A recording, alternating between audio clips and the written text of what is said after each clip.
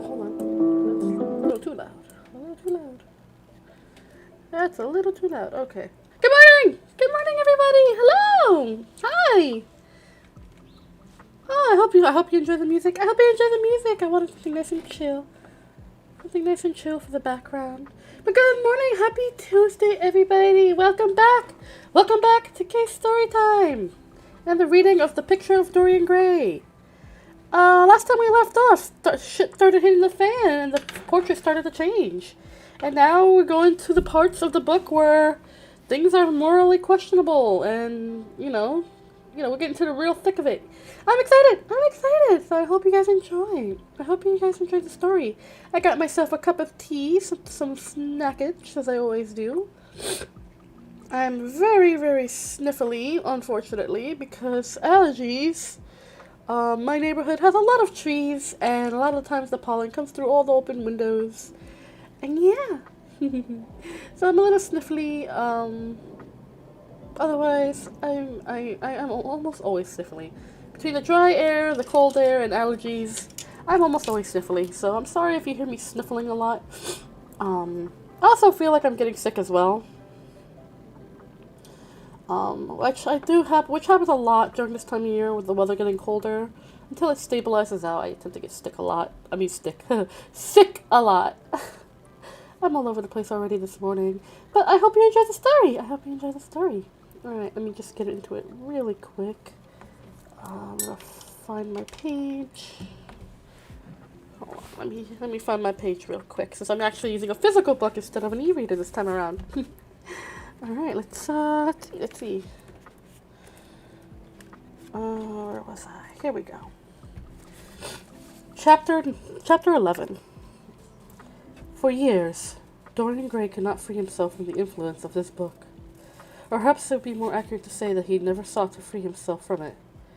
He procured from Paris no less than 9 large paper copies of the first edition, and had them bound in different colors, so that they might suit his various moods, and the changing fancies of a nature over which he seemed, at times, to have entirely lost control.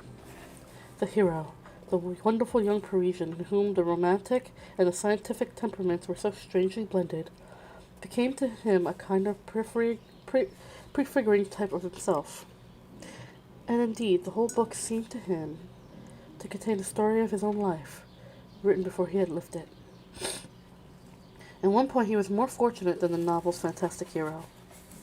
He never indeed, had any cause to know, that somewhat grotesque dread of mirrors, and polished metal surfaces, and still water which came upon the young Parisian so early in his life, and was occasioned by sudden decay of beauty, that had once, apparently, been so remarkable. It was with an almost cruel joy, and perhaps in near every joy, as certainly in every pleasure cruelty has its place, that he used to read the latter part of the book, with its really tragic, if somewhat overemphasized, accounts of the sorrow and despair of one who had himself lost what in others and in the world he had most dearly valued. For the wonderful beauty that had so fascinated Basil Hallward and many others beside him seemed to never leave him. Even those who had heard the most evil things against him, from time to time strange rumors about his mode of life crept through London and became the chatter of the clubs. He could not believe anything to his dishonor when they saw him. He had always the look of one who has kept himself unspotted from the world. Men who talked grossly became silent when Dorian Gray entered the room. There was something in the purity to his face to rebuke them. His mere presence seemed to recall to them the memory of the innocence that they had tarnished. They wondered how one so charming and graceful as he was could have escaped the stain of an age that was at once sordid and sensual. Good morning, Jack! Hello! I'm glad you made it. I'm having a great start to my week. I'm just a little sniffly, but that's never anything new. Okay, let me move my chat box back over to where it belongs. Yes. I'm a little sniffly, but that's nothing new. The weather is cold and the air is dry, so... And allergies, of course, so I'm always sniffly. But I'm glad to see you here. And yes, I did have a good start to the week. I have a pretty good start to the week, so, I'm hoping the rest of the week goes well. Oh, I hope the music isn't too low or too loud. I want to make sure that you guys can hear it, but not still hear the story as well. I'll make sure you guys get the full experience. But thank you, Jack. I'm happy to see you here. I hope you're doing well too, my friend. My sweet Floofle. Alright, let's get back into it. Often, on returning home from one of the mysterious and prolonged absences that gave rise to such strange conjecture among those who were his friends, or thought that they were so, he himself would creep upstairs to the locked room, open the door with the key that never left him now, and stand with a mirror in front of the portrait that Basil Howard had painted of him, looking now at the evil and aging face on the canvas, and now at the fair young face that laughed back at him from the polished glass. The very sharpness of the contrast used to quicken his sense of pleasure. He grew more and more enamored of his own beauty, more and more interested in the corruption of his own soul.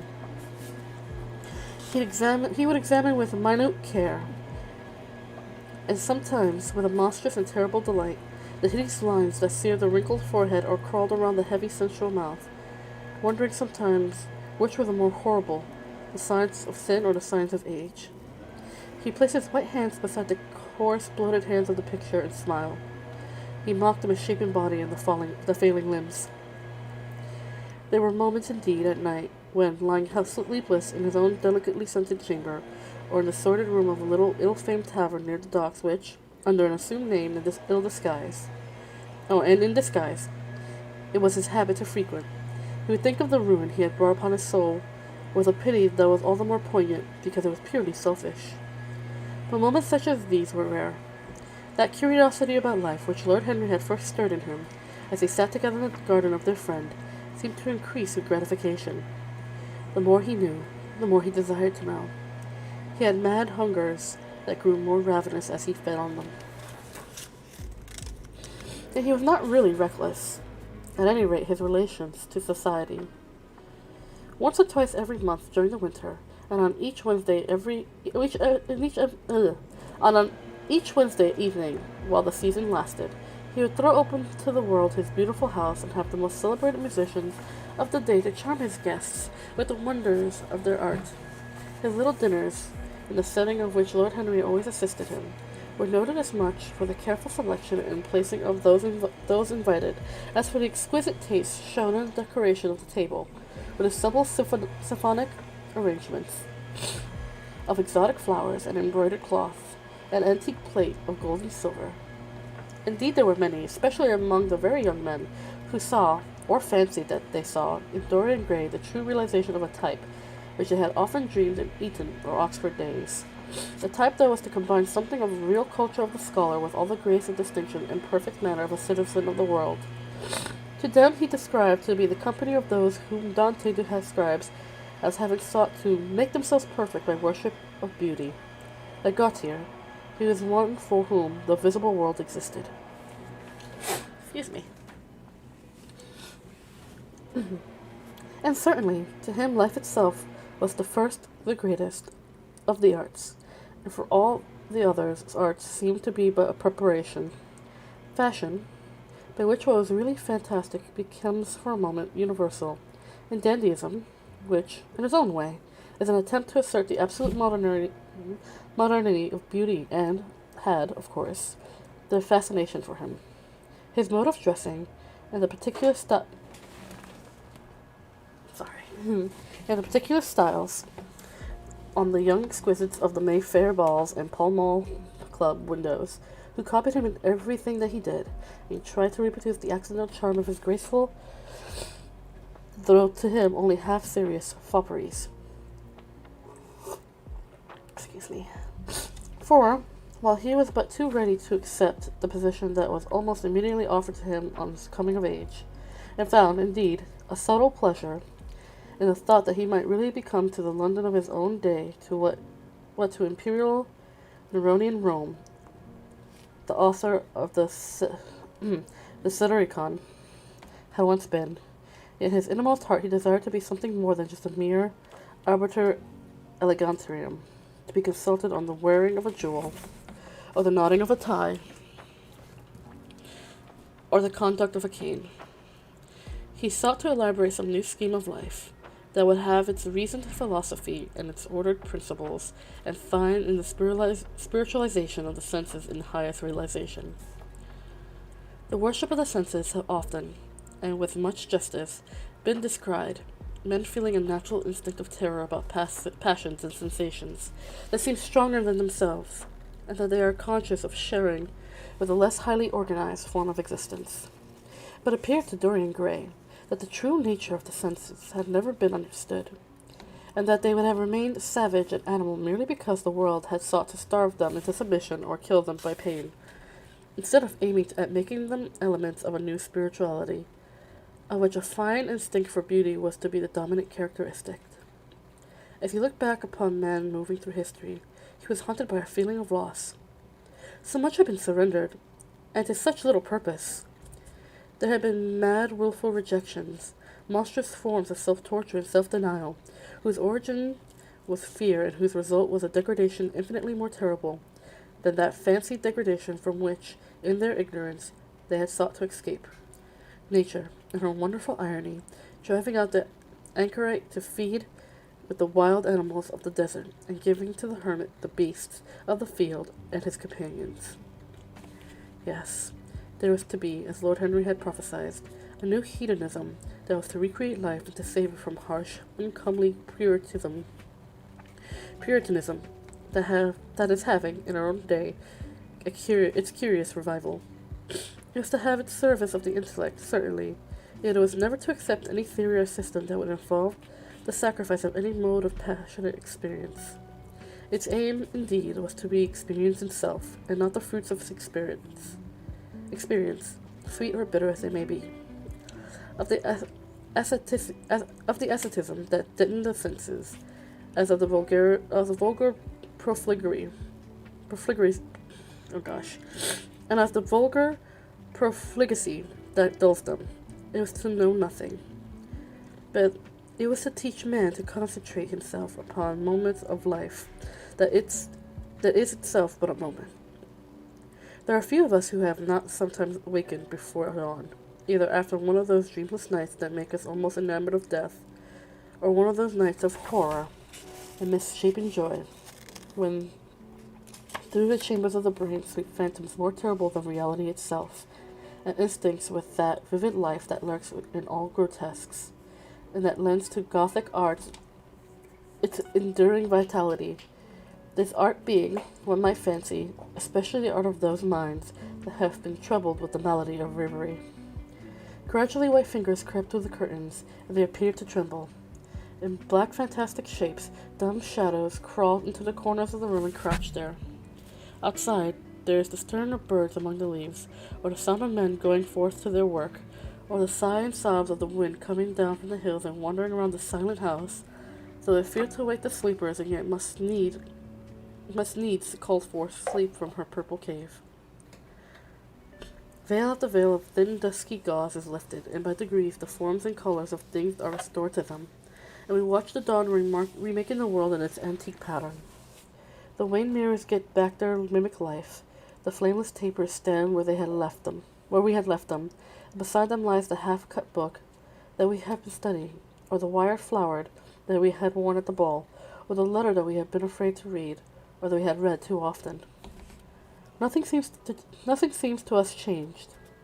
Out of the unreal shadows of the night comes back the real life that we had known. We have to resume where we had left off, and there steals over us a terrible sense of the necessity for the continuance of energy in the same wearisome round of stereotyped habits, or a wild longing, it may be, that our eyelids might open some morning upon a world that has been refashioned anew in the darkness for our pleasure, a world in which things would have fresh shapes and colors, and be changed, or have other secrets, a world in which the past would have little or no place, or survive, at any rate, in no conscious form of obligation or regret, the remembrance of even of joys having its bitterness, and the memories of pleasure their pain. Excuse me. Okay. It was the Excuse me. It was the creation of such worlds as these that seemed to Dorian Gray to be the true object, or amongst the true objects, of life. And in his search for sensations that would be at once new and delightful, and possess that element of strangeness that is so essential to romance, he would often adopt certain modes of thought, and he knew to be really alien to his nature, abandon himself to their subtle influences, and then, having, as it were, caught their color and satisfied his intellectual curiosity, leave them with that curious indifference that is not incompatible with a real ardor of temperament, and that, indeed, according to certain modern psychologists, is often the condition of it. It was rumored to him once that he was about to join the Roman Catholic Communion, and certainly the Roman ritual had always a great attraction for him. The daily sacrifice, more awful really than all the sacrifices of the antique world, stirred him as much as by its superb rejection of the evidence of the senses as by the primitive simplicity of its elements and the internal pathos of the human tragedy that it sought to symbolize. He loved to kneel down on the cold marble pavement and watch the priests, in his stiff-flowered dalmatic, slowly and with white hands move aside the veil of the tabernacle, or raise aloft the jeweled, lantern-shaped monstrance with that pallid wafer at the times. One would fain to think it is indeed the panis celestis, the bread of angels, or robed in the garment of the Passion of Christ, breaking the host into the chalice, and smiting his breast for his sins. The fuming censers of the grave boys, in their lace and scarlet, tossed into the air like great gilt flowers, had their subtle fascination for him. As he passed out, he used to look with wonder at the black confessionals and long to sit in the dim shadows of one of them and listen to men and women whispering through the worn grating their true story of their lives. But he never fell into the error of arresting his intellectual development by any formal acceptance of creed or system, or of mistaking for a house in which to live, an inn that is but suitable for the sojourn of a night, or for a few hours of a night in which there are no stars and the moon is in travail. Hi, Icy! I'm happy to see you here, friend. Thank you for being here. Thank you for being here. I hope you're having a wonderful day. Try to keep an eye on my cats because they've been a little naughty today. So if you see me moving around or pausing, it's just me trying to keep an eye on them because they've been a little naughty today. They've been a little hyperactive, so I have to make sure they don't break anything.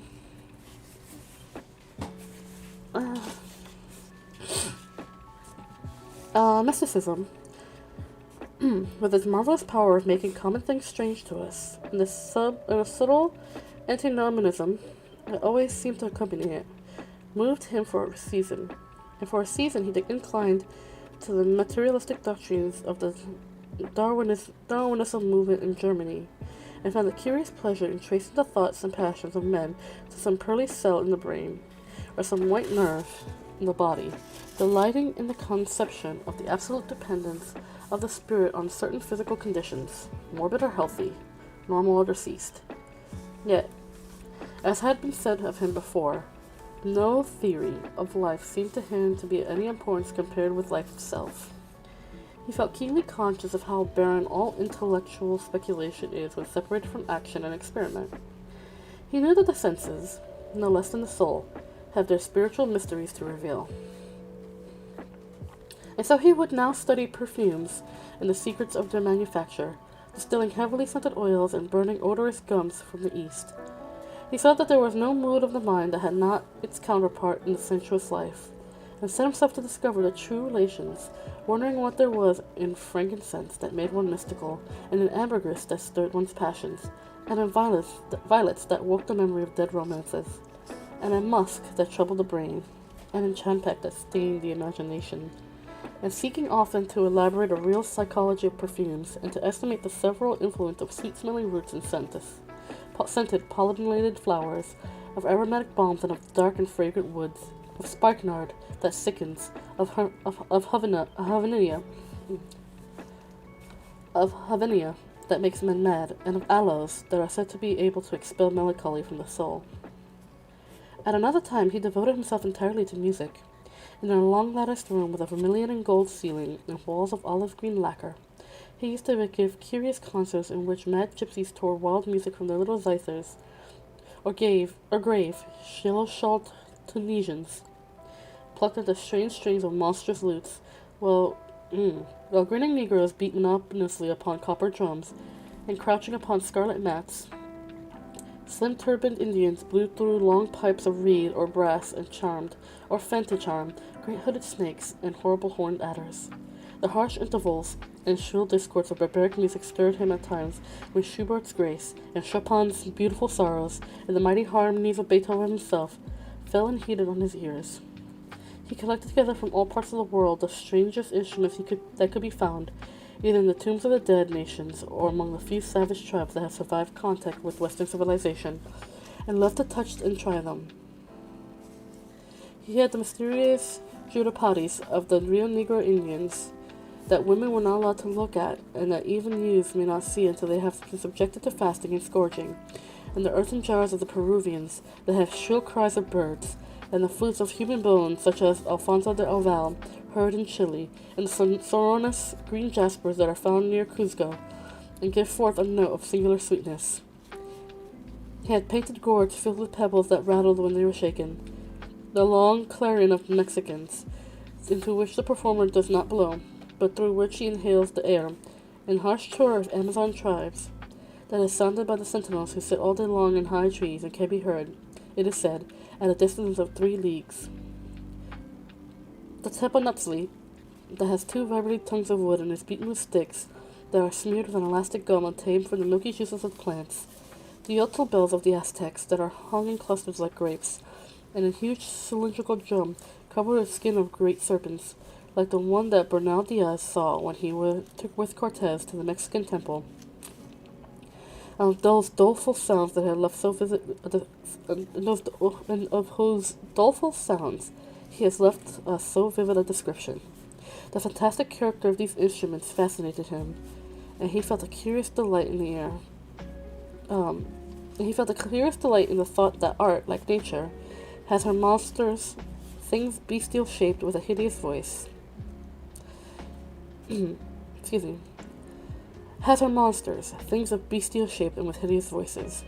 Yet after some time he wearied of them, and would sit in his box at the opera, either alone or with Lord Henry, listening to the rapt pleasure of Tannhäuser, and singing the prelude to that great work of an art at presentation of the tragedy of his own soul. On one occasion he took up the study of jewels, and appeared at a costume ball as Anne de Joyeuse, Admiral of France, in a dress covered with 560 pearls. This taste enthralled him for years, and, indeed, may be said never to have left him. He would often spend the whole day settling and resettling in their cases the various stones that he had collected, such as the olive-green chrysoberyl that turned red by lamplight, the cymophane with its wire-like line of silver, the pistachio-colored peridot, rose-pink and wine-yellow topazes, carbuncles of fiery scarlet with tremulous, 4-rayed stars, flame-red cinnamon stones, orange and violet spinels, and amethysts with their alternate layers of ruby and sapphire. He loved the red gold of the sunstone, and the moonstone's pearly whiteness, and the broken rainbow of the milky opal. He procured them from Amsterdam 3 emeralds of extraordinary size and richness of color, and had a turquoise de la Ville Roche that was the envy of all connoisseurs. He discovered wonderful stories also about jewels. In Alfonso's Clericalis Disciplinia, a serpent was mentioned with eyes of real jacinth. In the romantic history of Alexander the Conqueror of Amathia, was said to have found the veil of Jordan snakes with collars of real emeralds growing on their backs. There was a gem on the brain of the dragon Philostratus told us, and by exhibition of the gold letters in a scarlet robe, the monster can be thrown into a magical sleep state and slain. According to the great alchemist Pierre de Boniface, the diamond rendered a man invisible, and the agate of India made him eloquent. The cornelian appeased anger, and the hyacinth provoked sleep, and the amethyst drove away fumes of wine. The garnet cast out demons, and the hydropicus derived from the moon of her color. The selenite waxed and waned with the moon, and the Meloceus, that discovered thieves, can be affected only by the blood of kids. Leonardus Camillus had seen a white stone taken from the brain of a newly killed toad that was a certain antidote against poisons. The bezoar, that was found in the heart of the Arabian deer, was a charm that could cure the plague. In nests of Arabian birds were the asphalates that, according to Democritus, kept the wearer from any danger by fire. The king of Ceylon rode through the city with a large ruby in his hand, and at the ceremony of his coronation, the gates of the palace of John the priest were made of sardius, with horn snake inwrought, so that no man may bring poison within. Over the gable were 2 golden apples, in which were 2 carbuncles, so the gold may shine by day and the carbuncles by night. In Lodge's strange romance, A Margarita of America, it was all stated in the chamber of the queen. One could behold all the chaste ladies of the world, enchased out of silver, looking through the fair mirrors of chrysolites, carbuncles, sapphires, and green emeralds. Oh, I see. Please don't worry about that. Don't worry about that at all. Please, please, please, please. I don't want you to stress yourself out about it, okay? If like I said, if anything, just message me on Discord. We can talk about it there, okay? So please don't stress yourself or worry about it. It's okay. It's okay. There was never any rush to get the Discord server up, so please do not worry yourself one bit, okay? You're perfectly fine, my friend. Don't worry about it. Don't worry about it. Where was I? Right. Marco Polo has seen the inhabitants of Zingpangu place rose-colored pearls in the mouths of the dead. A sea monster has been enamored of the pearl that the diver brought to King Perros, and had slain the thief and mourned for several moons over its loss. When the Huns lured the king into the great pit, he flung it away. Procopius tells the story, nor was it ever found again, though the Emperor Anastasius offered 500 weight of gold pieces for it.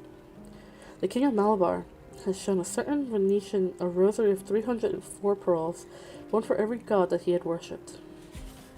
When the Duke de Valentinois, son of Alexander VI, visited Louis XI of France, Louis XII of France, his horse was loaded with gold leaves, according to Bertolme, and his cap had double rows of rubies that threw out a great light.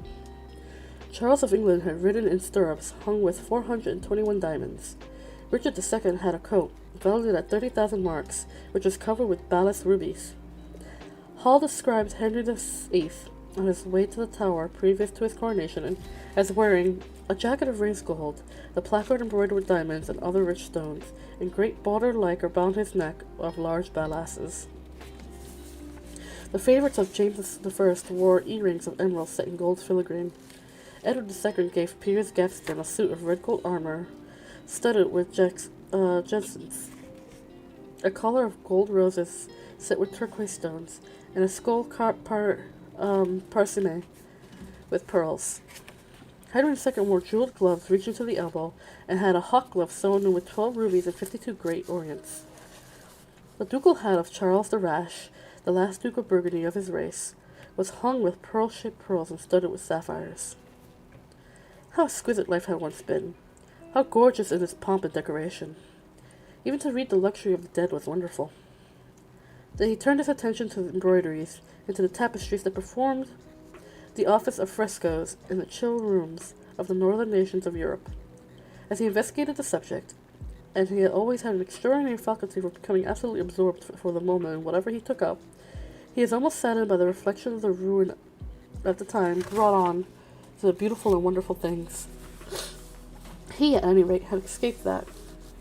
Summer followed summer, and the yellow jonquils bloomed and died many times, and night of horror repeated the story of this shame. But he was unchanged. No winter marked his face or stained his flower-like bloom.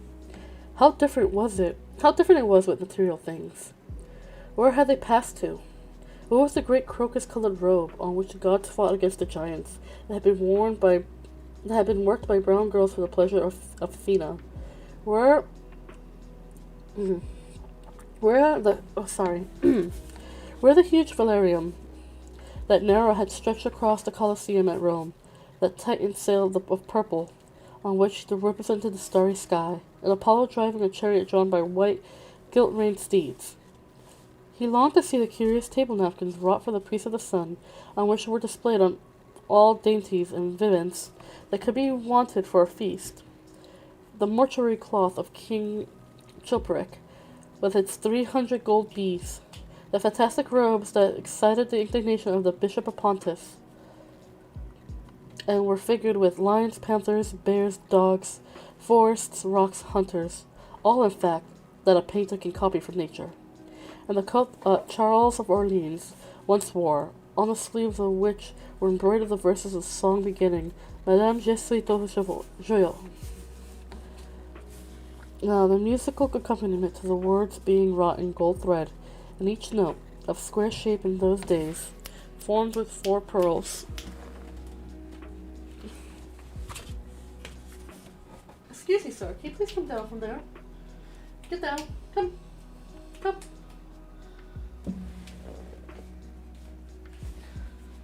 Get down. Get down, sir. Booby, come on. Oh, Booby. Thank you. Can you sit right here? No? No? Okay. Acting up for, huh? What are you acting up for? Come. Up. Come up. Ah! And of course, let me... Hold on one moment.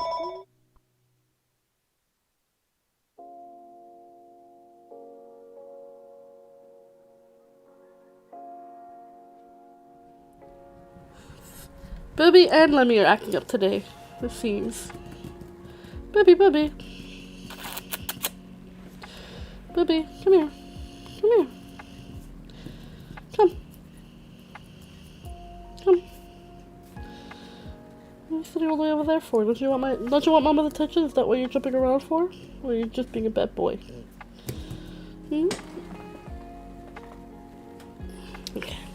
Okay.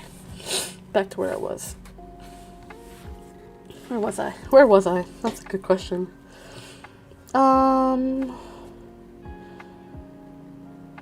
Okay, here we go. He read the room that was prepared at the palace at Reims for the use of Queen Jeanne of Burgundy. It was decorated with 1,321 parrots made in embroidery and emblazoned with the king's arms, and 561 butterflies, whose wings were similarly ornamented with the arms of the queen, the whole worked in gold. Catherine de' Medici had a mourning bed made for her of black velvet powdered with crescents and suns. Its curtains were of damask, and its leafy garlands figured upon... Buddy, make up your mind. Do you want to be on the table, or do you want to stay here?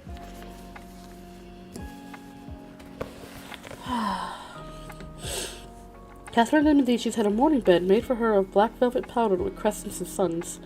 Its curtains were of damask, with leafy wreaths and garlands, figured upon a gold and silver ground, and fringed along the edges with embroideries of pearls. It stood in a room hung with rows of the queen's devices in cut black velvet upon cloth of silver. Louis XIV had gold, embroidered carotides 15 feet high in his apartment. The state of bed of Sobieski, King of Poland, was made of Cimmeria gold brocade, embroidered in turquoise with verses of the Quran. Its supports were of silver gilt, beautifully chased, and profusely set with enameled and jeweled medallions. It had been taken from the Turkish camp before Vienna, and the standard of Muhammad had stood beneath the tremulous gilt of his canopy. And so, for a whole year, he sought to accumulate the most exquisite specimens that he could find of textile and embroidered work, getting the dainty Delhi muslins, finely wrought with gold-threaded palmates and stitched over with iridescent beetles' wings. The Dhaka gauzes, from their transparency, are known in the East as woven air and running water and evening dew. Strange figured cloths from Java, elaborate yellow Chinese hangings, books bound in tawny satins or fair blue silks wrought with fleur-de-lis, birds and images, veils of lattice work in Hungary point, Sicilian brocades and stiff Spanish velvets, Georgian work with his gilt coins, and Japanese fukosas with their green-toned gold and their marvelously plumaged birds. He had a special passion also for ecclesial vestments, as he indeed had everything connected with the service of the church. In a long cedar chest that lined the west gallery of his house, he had stored away many rare and beautiful specimens of what is really the raiment of the Bride of Christ. She must wear purple and jewels and fine linen that she may hide the pallid, macerated body that is worn by the suffering that she seeks for and booned by self-inflicted pain.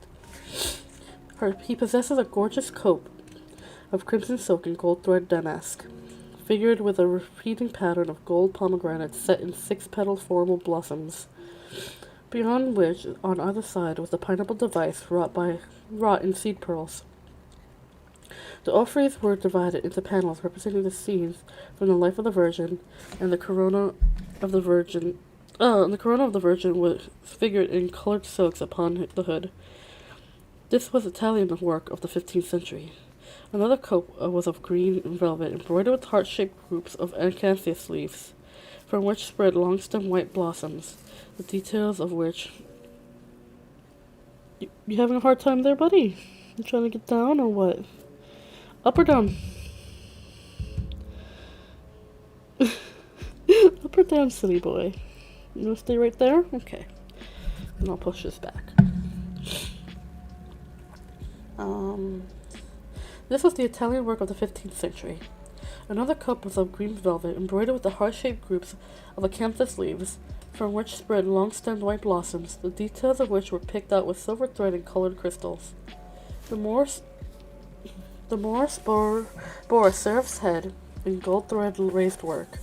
The orphreys were woven in a diaper of red and gold silk, and were starred with medallions of many saints and martyrs, among whom was Saint Sebastian.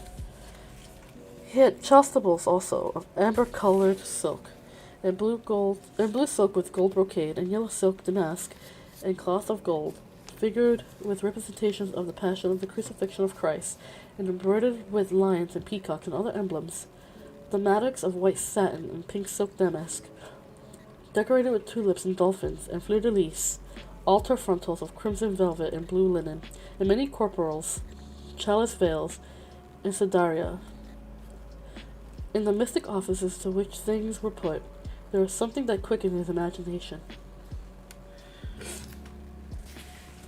For these treasures, and everything that he collected in his lovely house, were to be to him means of forgetfulness, most by which he could escape, for a season, from the fear that seemed to him at times to be almost too great to be borne.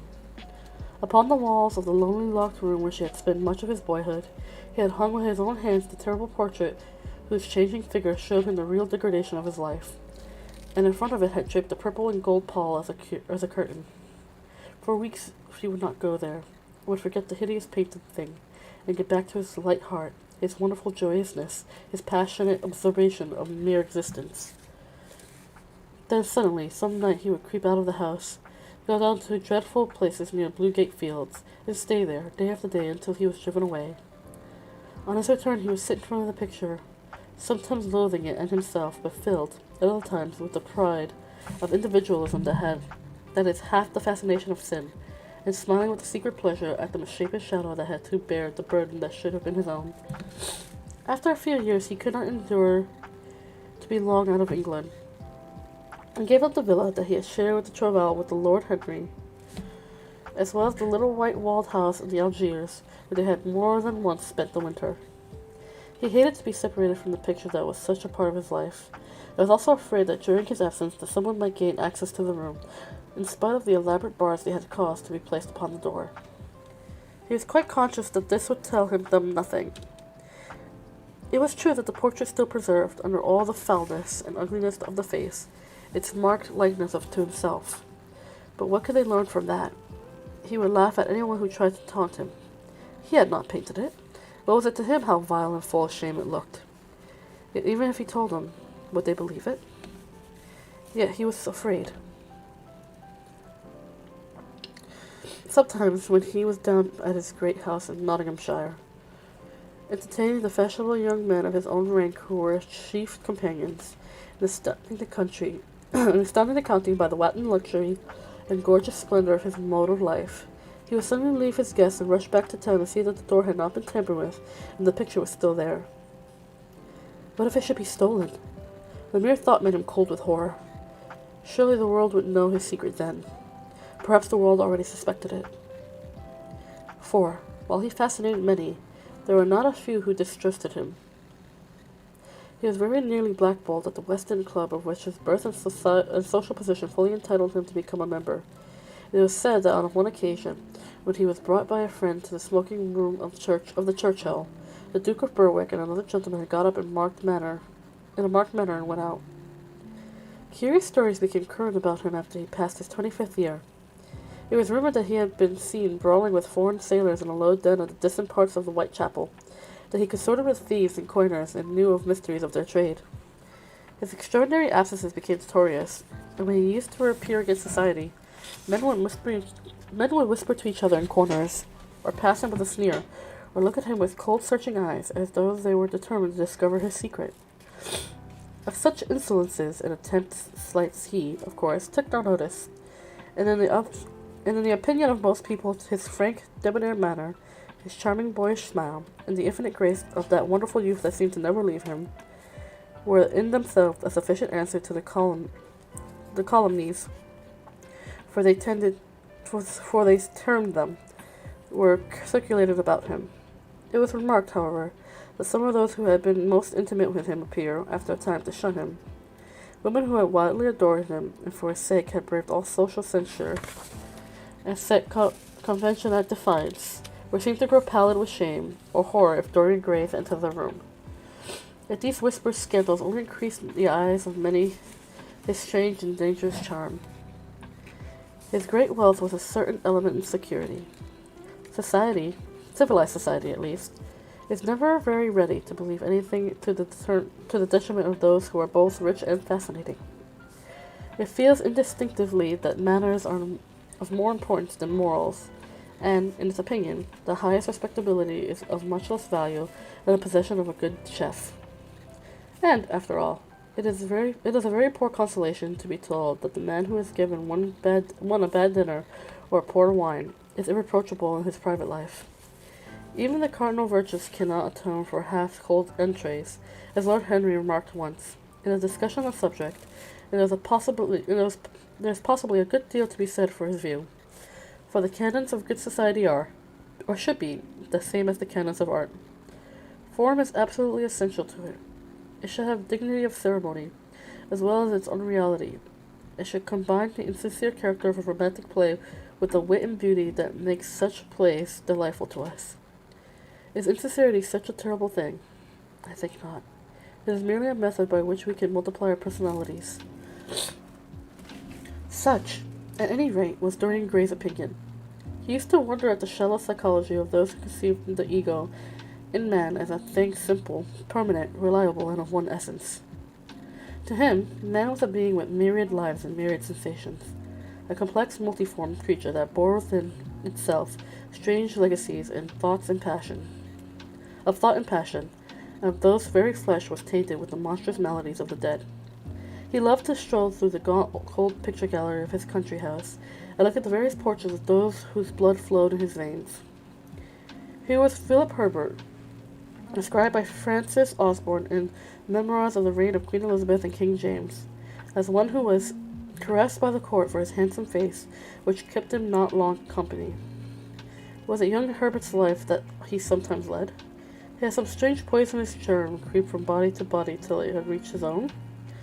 Was it some dim sense of that ruined grace that had made him so suddenly, and almost without cause, give utterance in Basil Hallward's studio to the mad prayer that had so changed his life?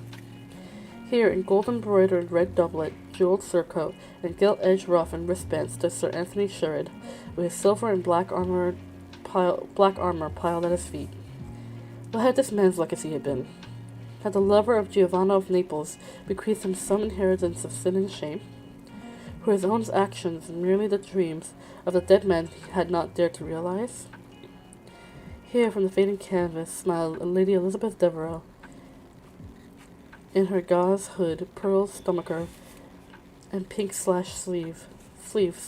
A flower was in her right hand, and her left clasped an enameled collar of white and damask roses.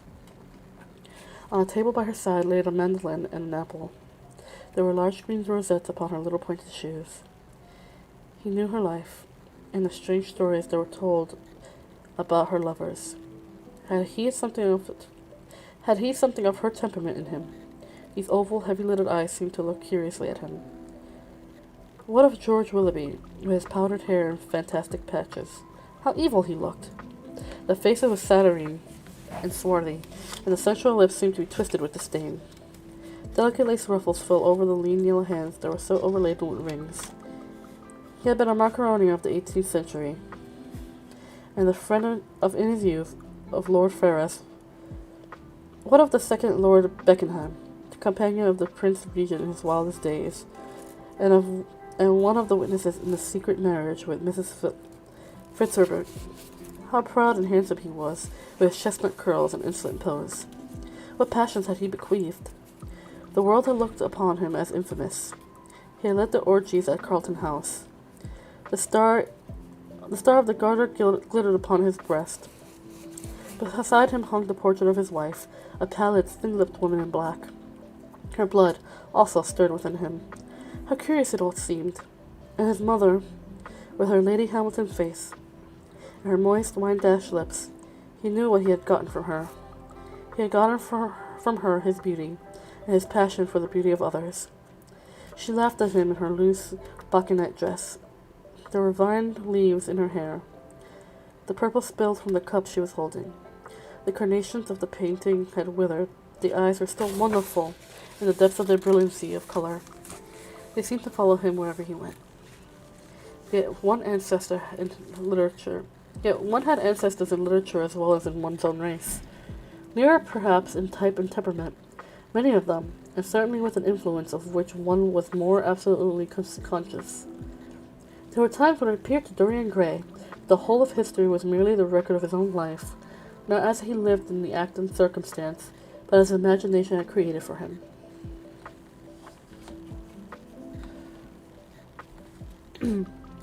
As it had been in his brain and his passions. He felt that he had known them all, those strange, terrible figures that passed across the stage of the world and made sin so marvelous and evil, so full of subtlety. It seemed to him that in some mysterious way their lives had been his own.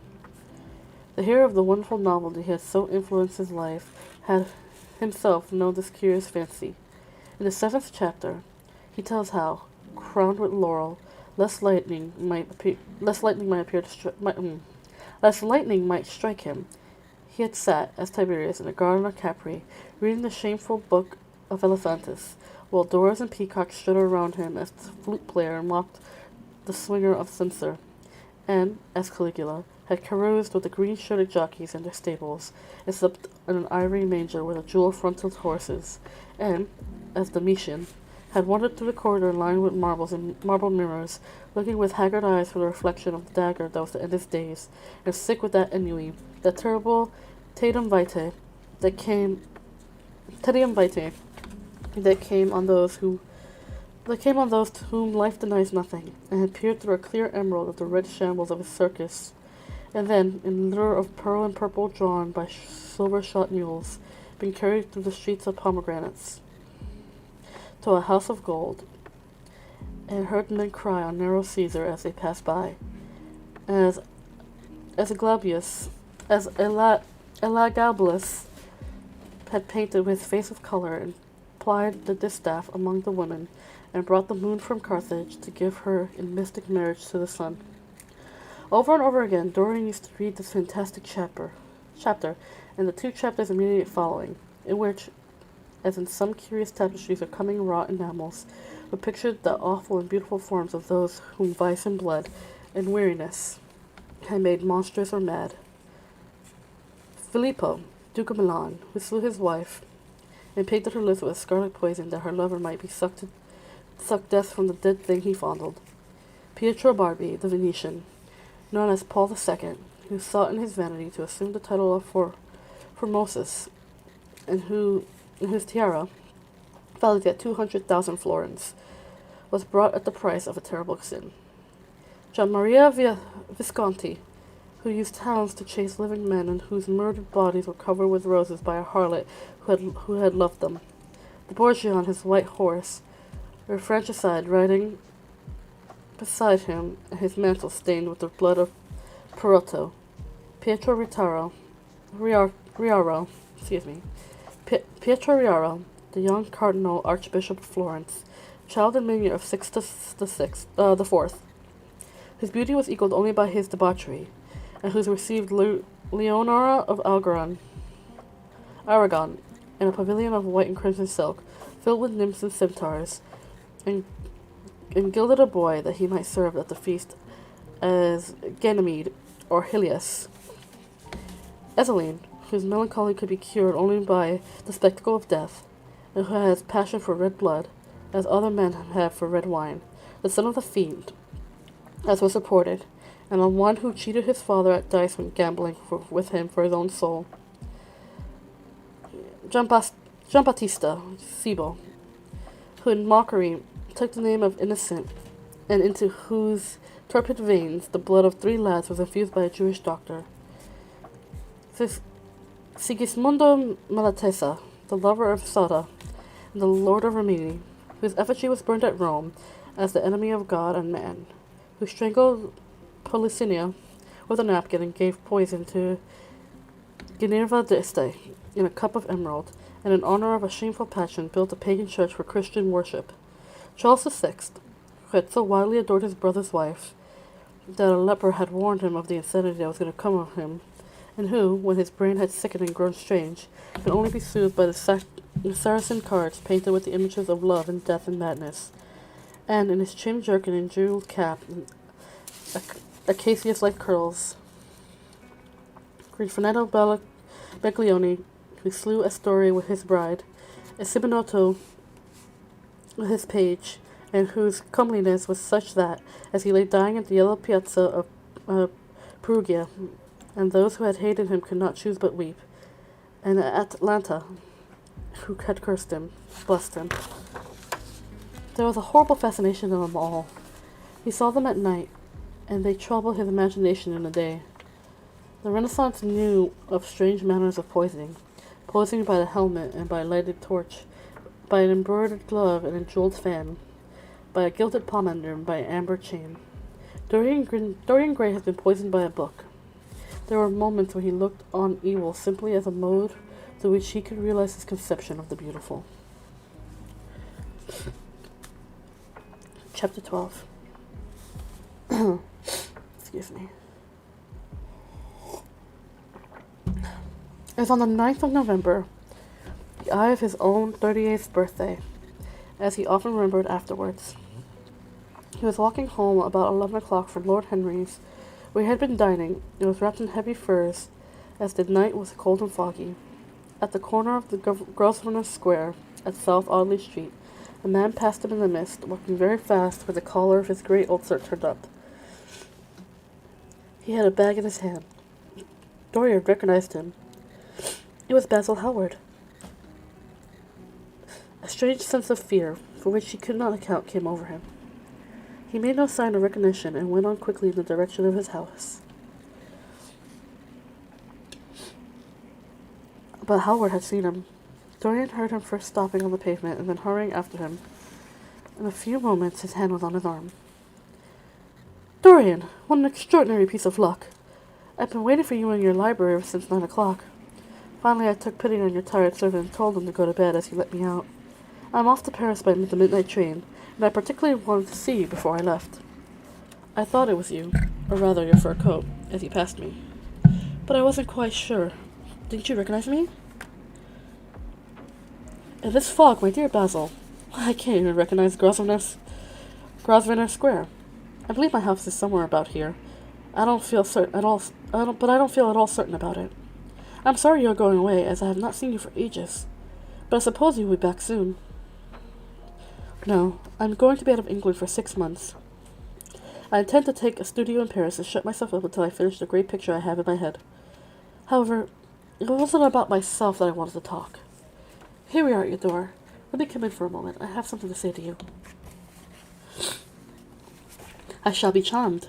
But won't you miss your train? Said Dorian Gray languidly as he passed up the steps and opened the door with his latchkey. The lamplight struggled throughout the fog, and Howard looked at his watch. I have heaps of time, he answered. The train doesn't go till 12:15, and it's only just 11. In fact, I was on my way to the club to look for you when I met you. You see, I shan't have any delay about luggage, as I have sent my heavy things. All I have with me is this bag, and I can easily get to Victoria in 20 minutes. Dorian looked at him and smiled. What a way for a fashionable painter to travel. A Gladstone bag and an ulcer. Ulcer. Come in, or the fog will get into the house. And mind you don't talk about anything serious. Nothing is serious nowadays. At least nothing should be. Howard shook his head as he entered and followed Dorian into the library. There was a bright wood fire blazing in a large open hearth. The lamps were lit, and an open Dutch silver spirit case stood, with some siphons of soda water and large cut glass tumblers on a little marqueterie table. You see, your servant made me quite at home, Dorian. He gave me everything I wanted, including your best gold-tipped cigarettes. He is a most hospitable creature. I like him much better than the Frenchman you used to have. What has become of the Frenchman, by the by? Dorian shrugged his shoulders. I believe he married Lady Radley's maid, and has established her in Paris as an English dressmaker. Anglomanie is very fashionable over there now, I hear. It seems silly of the French, doesn't it? But, do you know, he was not at all a bad servant. I never liked him, but I had nothing to complain about. One often imagines things that are quite absurd. He was really very devout to me, and seemed quite sorry when he went away. Have another brandy and soda? Or would you like hock and seltzer? I always take hock and seltzer myself. There's sure to be some in the next room. Thanks, I won't have anything more, said the painter, taking his cap and coat off, throwing them on the bag that he had placed in the corner. And now, my dear fellow, I want to speak to you seriously. Don't frown like that. You make it so much more difficult for me. What is it all about? Cried Dorian in his petulant way, flinging himself down on the sofa. I hope it is not about myself. I'm tired of myself tonight. I should like to be somebody else. It is about yourself, answered Hallward in his grave, deep voice. And I must say it to you. I shall only keep you half an hour. Dorian sighed and lit a cigarette. Half an hour, he murmured. It is not too much to ask of you, Dorian. It is entirely your own sake that I am speaking. I think it is right they should know the most dreadful things are being said against you in London. I don't wish to know anything about them. I love scandals about other people, but scandals about myself don't interest me. They have not got to the charm of novelty. They must interest you, Dorian. Every gentleman is interested in his good name. You don't want people to talk of you as something vile and degraded. Of course, you have your position, and your wealth, and all that kind of thing. But position and wealth are not everything. Mind you, I don't believe these rumors at all. At least, I can't believe them when I see you. Sin is a thing that writes itself across a man's face. It cannot be concealed. People will talk sometimes of secret vices. There are no such things. If a wretched man has a vice, it shows itself in the lines of the mouth, the droop of his eyelids, the molding of his hands even. Somebody, I won't mention his name, but you know him, came to me last year to have his portrait done. I had never seen him before, and had never heard anything about him at the time, though I have heard a great deal since. He offered an extravagant price. I refused him. There was something in the shape of his fingers that I hated. Now I know that was quite right in what I fancied about him. His life is dreadful, but you, Dorian, with your pure, bright, innocent face, and your marvelous, untroubled youth, I can't believe anything against you. And yet I see you very seldom, and you never come down to the studio now. And when I am away from you, and I hear all these hideous things that people are whispering about you, I don't know what to say. Why is it, Dorian, that a man like the Duke of Berwick leaves the room of a club when you enter it? Why is it so many gentlemen in London will neither go to your house or invite you to theirs? He used to be a friend of Lord Staveley. I met him at dinner last week. Your name happened to come up in conversation in connection with the miniatures you had lent to the exhibition at the Dudley. Staveley curled his lip and said you might have the most artistic taste, but you were a man with whom no pure-minded girl should ever be allowed to know, and whom no chaste woman should sit in the same room with. I reminded him that I was a friend of yours, and asked him what he meant. He told me. He told me right in front of anybody. It was horrible. Why is your friendship so fatal to young men? There was that wretched boy in the guards who committed suicide. You were his great friend. There was Sir Henry Ashton, who had to leave England with a tarnished name. You and he were inseparable. What about Adrian Singleton and his dreadful end? What about Lord Kent's only son and his career? I met his father yesterday in St. James Street. He seemed broken with shame and sorrow. What about the young Duke of Perth? What sort of life has he got now? What gentleman will you associate him with?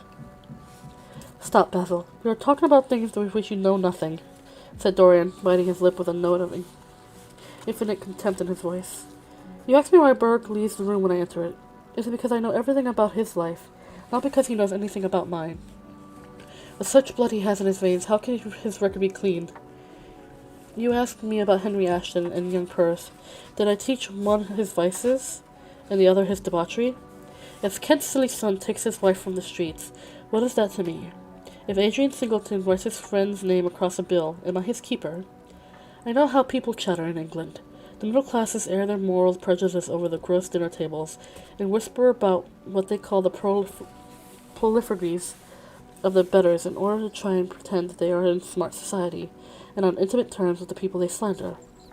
In this country, it is enough for a man to have distinction and brains, for every common tongue to wag against him. And what sort of lives do these people, who pose as being moral, lead themselves? My dear fellow, you forget that we are in the native land of the hypocrite. Dorian, cried Howard, that is not the question. England is bad enough, I know. English society is all wrong. That is the reason why I want you to be fine. You have not been fine. One has a right to judge of a man by the effects he has over his friends. You seem to lose all your sense of humor. Yours seem to lose all sense of honor, goodness, and purity. You have filled them with the madness for pleasure. They have gone down into the depths. You led them there. Yes, you led them there, and yet you can smile, as you are smiling now, and there is worse behind. I knew you and Harry are inseparable. Surely for that reason, if for none other, you should have not made his sister's name a byword. Take care, Basil. You've gone too far. You go too far. I must speak, and you must listen. You shall listen. When you met Lady Gwendolen, not a breath of scandal had ever touched her. Is there a single decent woman in London now who would drive with her to the park? Why, even her children are not allowed to live with her. There are other stories that you have been seen creeping at dawn out of dreadful houses and slinking in disguise into the foulest dens of London. Are they true? Can they be true? When I first heard them, I laughed. I heard them now, and they make me shudder. What about your country house and the life that is led there? Dorian, you don't know what is said about you. I won't tell you that I don't want to preach to you. I remember Harry once saying that every man who's turned himself into an amateur curate for the moment always begins by saying that, and then proceeds to break his word. I do want to preach to you. I want you to lead such a life that will make the world respect you. I want you to have a clean name and a fair record. I want you to get rid of the dreadful people you associate with. Don't shrug your shoulders like that. Don't be so indifferent. You have a wonderful influence. Let it be for good, not for evil. They say that you corrupt everyone with whom you become intimate, and that is quite sufficient for you to enter a house for shame of some kind to follow after. I don't know whether it is so or not. How should I know? But it is said of you. I am told things that seem impossible to doubt. Lord Gloucester is one of my greatest friends at Oxford. He showed me a letter that his wife had written to him when she was dying alone in her villa at Edmonton. Your name was implicated at the most terrible confession I ever read. I told him that it was absurd, that I knew you thoroughly and that you were incapable of anything of the kind. Know you? I wonder, do I know you? Before I could answer that, should I have to see your soul? Oh my gosh, it's Kelly Rim Frosty Hills! Hi, Cal! Thank you for stopping by the stream. It's nice to see you. To see my soul, muttered Dorian Gray, standing up from the sofa and turning almost white from fear. Yes, answered Howard gravely, and with deep-toned sorrow in his voice. To see your soul, but only God can do that. A bitter laugh of mockery broke from the lips of the younger man. You shall see it yourself tonight, he cried, seizing a lamp from the table. Come, it is your own handiwork. Why shouldn't you look at it? You could tell the world about it afterwards if you choose. Nobody would believe you. If they did believe you, they would like me all the better for it. I know the age better than you do, though you will prate about it so tediously. Come, I tell you, you have chattered enough about corruption. Now you should look at it face to face. There was the madness of pride in every word he uttered. He stamped his foot upon the ground in a boyish, insolent manner. He felt the terrible joy at the thought of someone else to share his secret, and that the man who painted the portrait was that of the origin to all his shame, was to be burdened for the rest of his life with the hideous memory of what he had done. Yes, he continued, coming closer to him, and looking steadfastly in his stern eyes. I shall show you my soul. You shall see the thing that you fancy only God can see. Hallward started back. This is blasphemy, Dorian, he cried. You must not say things like that. They are horrible. They don't mean anything. You think so? He laughed again. I know so. As for what I said to you tonight, I said it for your own good. You know, I have always been a staunch friend to you. Don't touch me. Finish what you have to say. A twisted flash of pain shot across the painter's face. He paused for a moment, and a wild feeling of pity came over him. After all, what right had he to pry into the life of Dorian Gray? If he had done a tithe of what was rumored about him, how much must he have suffered? Then he straightened himself up and walked over to the fireplace and stood there, looking at the burning logs with their frost-like ashes and their throbbing cores of flame. I am waiting, Basil, said the young man in a hard, clear voice. He turned around. What I have to say is this, he cried. You must give me some answer to these horrible charges that are made against you. If you tell me that they are absolutely untrue from beginning to end, I shall believe you. Deny them, Dorian. Deny them. Can't you see what I am going through? My God, don't tell me that you are bad, corrupt, and shameful. Dorian Gray smiled. There was a curl of contempt in his lips. Come upstairs, Basil, he said quietly. I kept a diary of my life from day to day, and it never leaves the room in which it was written. I shall show it to you if you come with me. I shall come with you, Dorian, if you wish it. I see I have missed my train. That makes no matter. I can go tomorrow, but don't ask me to read anything tonight. All I want is a plain answer to my question. That shall be given to you upstairs. I could not give it here. You will not have to read along.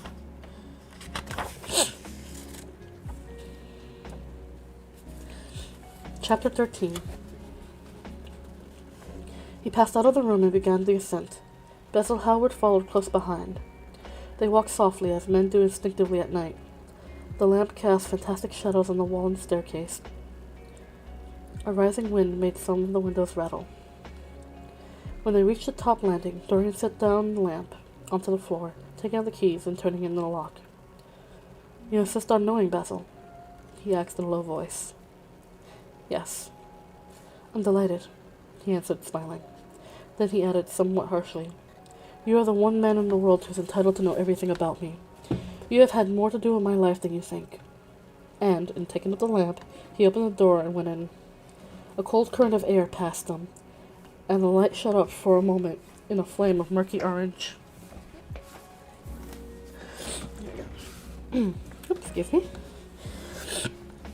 He shuddered. Shut the door behind you, he whispered, as he placed the lamp on the table. Howard glanced around him with a puzzled expression. The room looked as if it had not been lived in for years.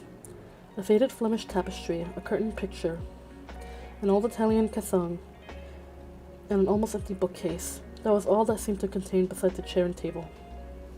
As Dorian Gray was lighting half-burnt candles that were standing on the mantel-shelf, he saw that the whole place was covered with dust and that the carpet was in holes.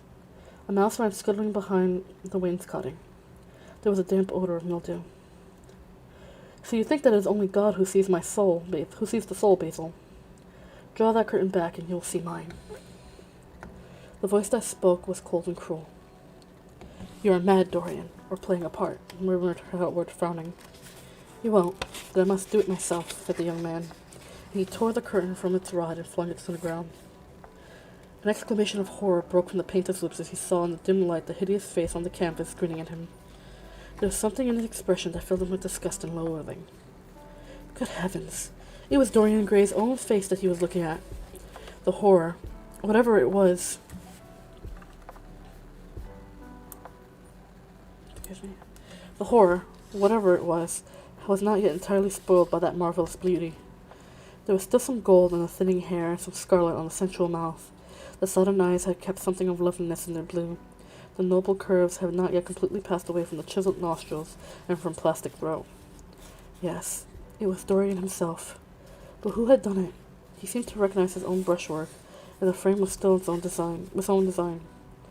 The idea was monstrous, yet he felt afraid. He seized a lighted candle and held it to the picture.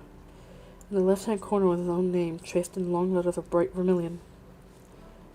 It was some foul parody, some infamous, ignoble satire. He had never done that. Still, it was his own picture. He knew it, and he felt as if his blood had changed in the moment from fire to sluggish ice. His own picture. What did it mean?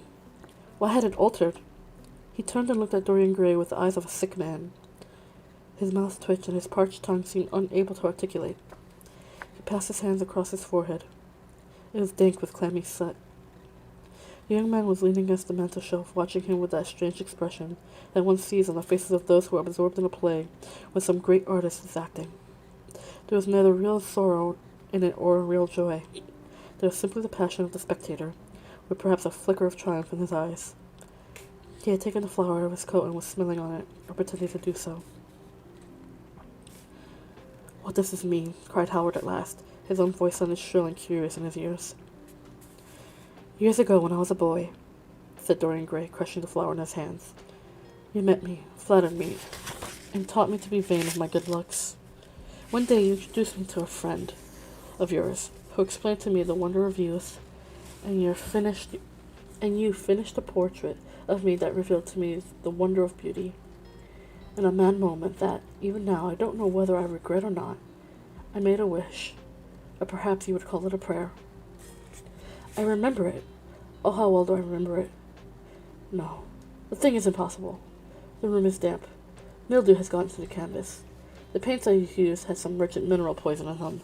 I tell you the thing is impossible." "Ah, what is impossible?" murmured the young man, going over to the window and leaning his forehead against the cold, mist-stained glass. "You told me you had destroyed it." "I was wrong. It had destroyed me. I don't believe it is my picture." "Can't you see your ideal in it?" said Dorian bitterly. "My ideal, as you called it. There was nothing evil in it, nothing shameful. You were to me such an ideal that I shall never meet again. This is the face of a satyr. It is the face of my soul. Christ, what a thing I must have worshipped. It has the eyes of a devil. Each of us has a heaven and hell in Basil," cried Dorian with a wild gesture of despair. Howard turned again to the portrait and gazed at it. "My God, if it's true," he exclaimed, "this is what you have done with your life. Why, you must be worse than those who talk against you fancy you to be." He held the light up against the canvas and examined it. The surface seemed to be quite undisturbed as he had left it. It was from within, apparently, that the foulness and horror had come. Through some strange quickening of inner life, the leprosies of sin were slowly eating the thing away. The rotting of a corpse in a watery grave is not so fearful. His hands shook, and the candle fell from its socket to the floor and lay there sputtering. He placed his foot on it and put it out. He then flung himself into the rickety chair that was standing by the table and buried his face in his hand. "Good God, Dorian, what a lesson.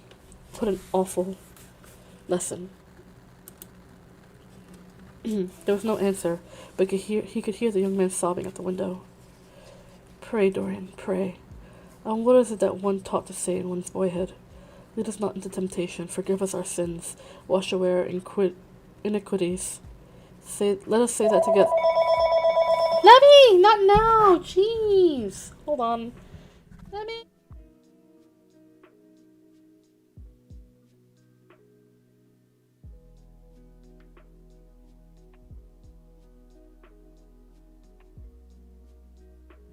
Sorry about that. Lemmy's been a little overactive. A little overactive lately. He's been ringing all morning. Making those ringing sounds all morning. Yep. Where was I? Let us say that together. The prayer of your pride has been answered. The prayer of your repentance will be answered also. I worship you too much. I am punished for it. You worship yourself too much. We are both punished. Dorian Gray turned slowly around and looked at him with tear-dimmed eyes. It is too late, Basil, he faltered. It is never too late, Dorian. Let us kneel down and try if we cannot remember a prayer. Isn't there a verse somewhere? If your sins can be as scarlet, yet I will make them as white as snow. Those words mean nothing to me now. Hush, don't say that. You have done enough evil in your life. My God, don't you see that accursed thing leering at us? Dorian Gray glanced at the picture, and suddenly an uncontrollable feeling of hatred for Basil Hallward came over him, as though it had been suggested to him by the image of the canvas, whispered to his ear by those grinning lips. The mad passions of a hunted animal stirred within him, and he loathed the man who was seated at the table. More than in his whole life he had ever loathed anything. He glanced wildly around. Something glimmered on the top of the painted chest that faced him.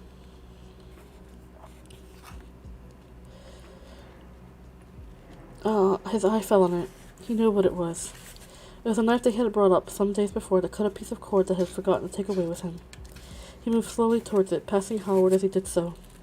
As soon as he got behind him, he seized it and turned around. Howard stirred in his chair as if he was going to rise. He rushed at him and dug the knife into the great vein that is behind the ear, crushing the man's head down on the table and stabbing again and again. There was a stifled groan and a horrible sound of someone choking on blood. 3 times the outstretched arm shot up, convulsing, weaving grotesquely, stiff-fingered hands in the air. He stabbed him twice more, but the man did not move. Something began to trickle on the floor. He waited for a moment, still pressing the head down. He then threw the knife on the table and listened. He could hear nothing but the drip, drip on the threadbare carpet. He opened the door and went out on the landing. The house was absolutely quiet. No one was about. For a few seconds he stood bending over the balustrade and peering down into the black seething well of darkness. He then took out the key and returned to the room, locking himself in as he did so. The thing was still seated in a chair, straining over the table with bowed head and humped back, and long, fantastic arms. Had it not been for the red jagged tear in the neck and the clotted black pool that was slowly widening on the table, one would have said that man was simply asleep. How quickly it had all been done! He felt strangely calm, and walking over to the window, opened it and stepped out onto the balcony.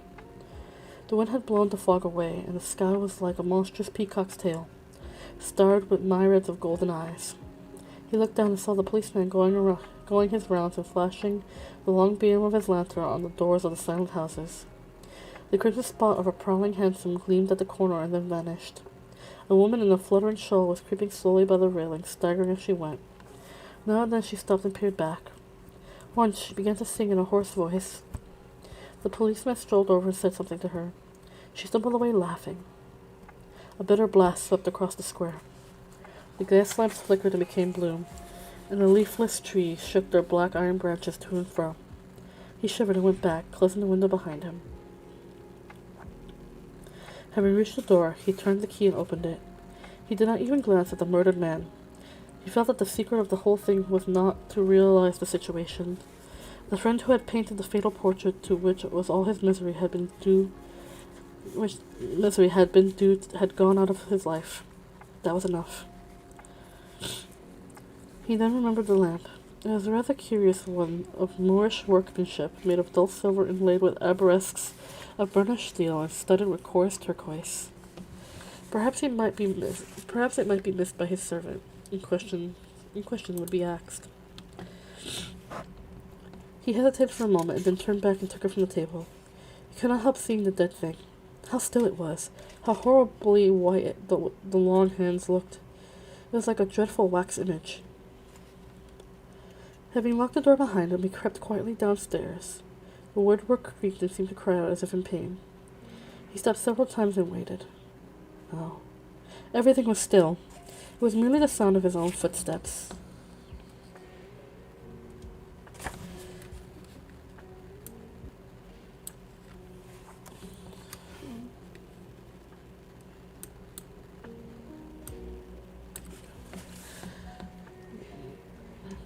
When he reached the library, he saw the bag and coat in the corner.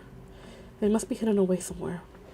He unlocked a secret press that was in the wainscoting, a press in which he kept his own curious disguises, and put them into it. He could easily burn them afterwards. He then pulled out his watch. It was 20 minutes to 2. He sat down and began to think. Every year, every month, almost, men were strangled in England for what he had done. There had been a madness of murder in the air. Some red star had come too close to the earth, and yet what evidence was there against him?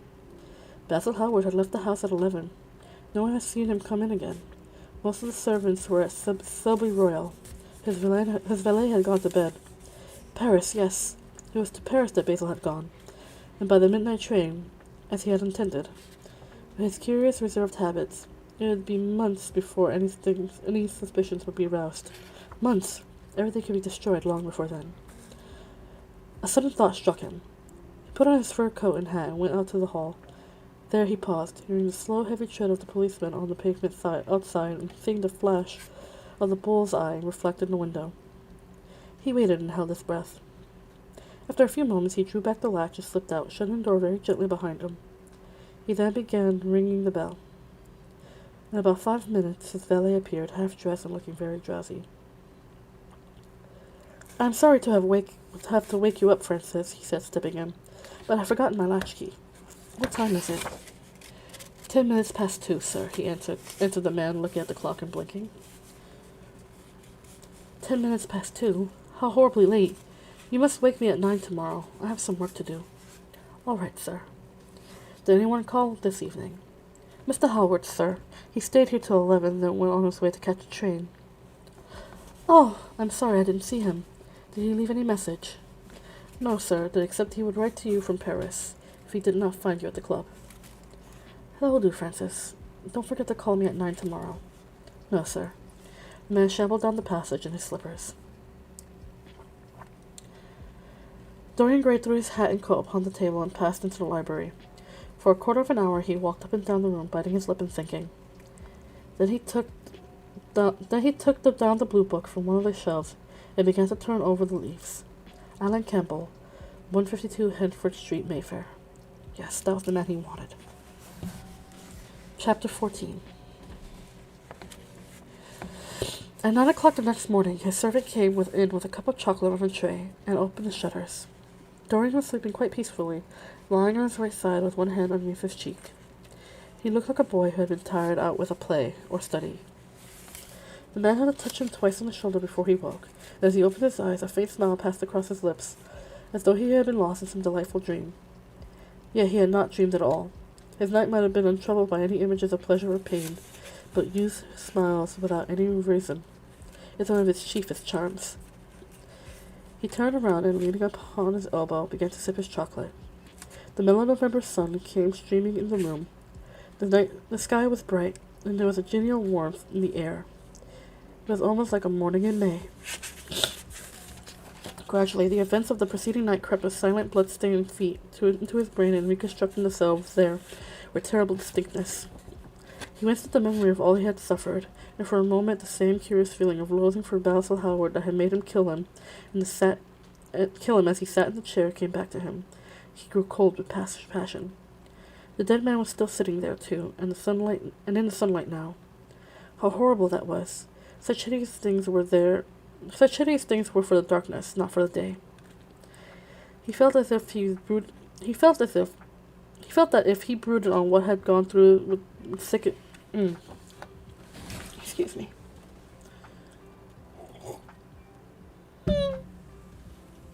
My tea just went down my shirt. Oh no. Oh, that does not feel pleasant. Oh. He felt that if he brooded on what he had gone through, he would sicken or grow mad.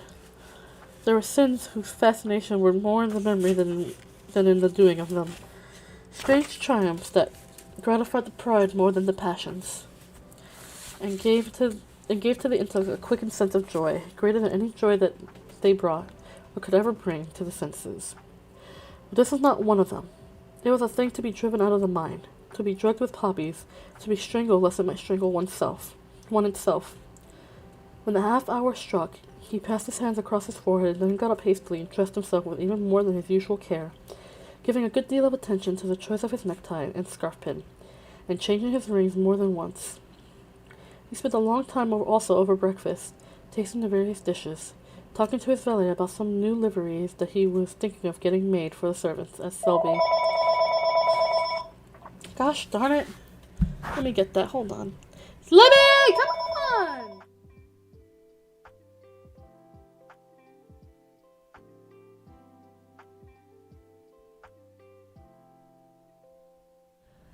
Lemmy is so active today. He just will not stop the ringing. He would not stop. He's not going to stop ringing. My goodness.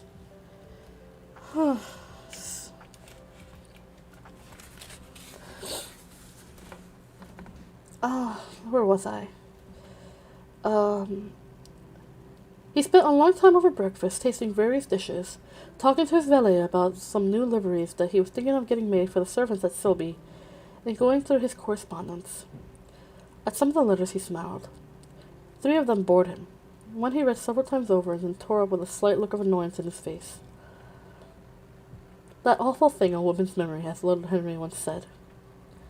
After he had drunk his cup of black coffee, he wiped his lips slowly with a napkin, motioned to his servant to wait, and going over to the table, sat down and wrote 2 letters. One he put in his pocket, the other he handed to the valet.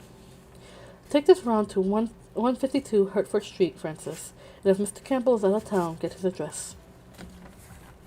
As soon as he was alone, he lit a cigarette and began sketching upon a piece of paper, first drawing flowers and bits of architecture, then human faces. Suddenly he remarked that every face that he drew seemed to have a fantastic likeness to Basil Hallward. He frowned and, getting up, went over to the bookcase and took out a volume at hazard. He was determined that he would not think about what happened until it became absolutely necessary that he should do so. When he had stretched himself on the sofa, he looked at the title page of the book. It was Gautier's Mot de Camise, Charpenter's Japanese paper edition, with the jackmark etchings. The binding was of citron green leather, and with a design of gilt trellis work and dotted pomegranates. It had been given to him by Adrian Singleton. As he turned over the pages, his eyes fell on a poem about the hand of Lacenaire, a cold yellow hand, du supplants encore mal levé, with his downy red hairs and its dodges de fond. He glanced at his own white taper fingers, shuddering slightly in spite of himself, and passed on, till he came to those lovely stanzas upon Venice.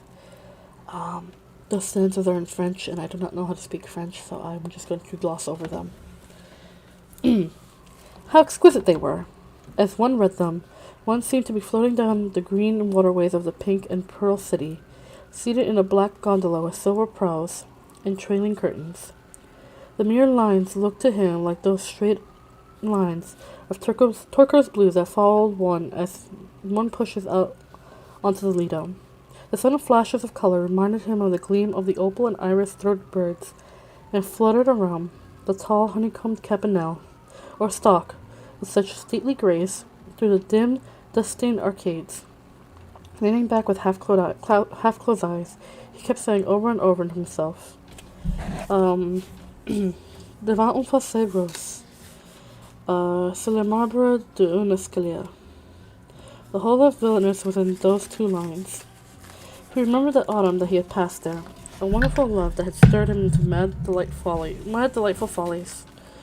There was a romance in every place, but Venice, like Oxford, had kept the background for romance, and, to the true romantic, background was everything, or almost everything. Basil had been with him part of the time, and had gone wild over Tintoret.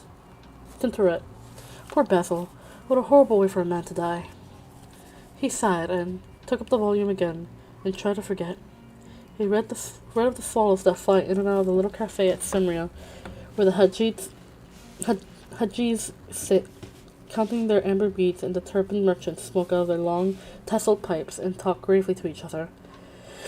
And read of the obelisk in the Palace de la Concorde, that swept tears of granite in its lonely, sunless exile and longed to be backed by the hot, lotus-covered Nile, where there are sphinxes and rose-red ibises, and white vultures with gilded claws, and crocodiles with small barrel eyes that can crawl over the green, steaming mud.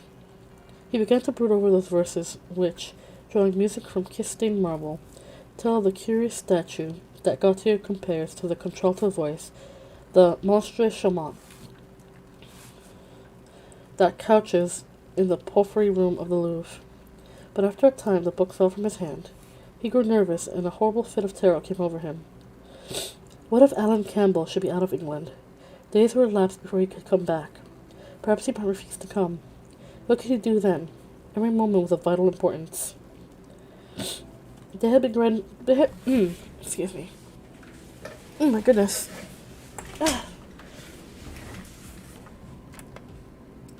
There we go. I think that should fix it.